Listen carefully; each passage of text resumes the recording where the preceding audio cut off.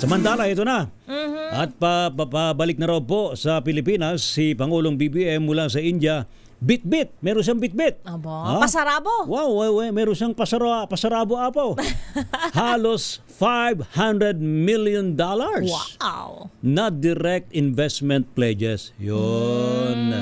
Ating alamin sa report ni RH14 Let Narciso mula sa Malacanang. Let. Miss Thea, pabalik na nga ng Pilipinas si Pangulong Ferdinand Marcos Jr. matapos ang 5 araw na state visit sa India. Sa briefing bago lumipad pabalik ng bansa, iniulat ng Pangulo na nakakuha sila ng halos $500 million na halaga ng direct investment pledges. Paunang estimate pa lang anya ito dahil kung pag-uusapan ang potential investment ay maaaring umabot sa $5.6 hanggang $5.7 billion. May kinalaman ito sa sektor ng teknolohiya, kalusugan at renewable energy.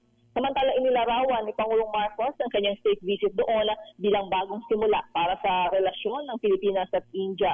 Una nang lumagda ang dalawang bansa sa 13 kasunduan na may kinalaman sa depensa, maritime cooperation, agrikultura, fintech at cultural exchanges.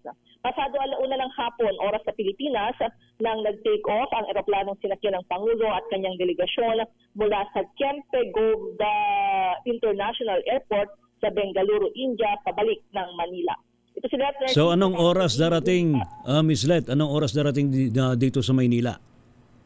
Oo, mga alas 8 siguro, Ray, ngayong gabi dahil ang biyahe doon ay 6 hours and 40 minutes. Tiyempong-tiyempo, alas 8, ngayong 8-8? Oo, 8-8-8. Tatlong 8. Baka matraffic ang Pangulo niyan.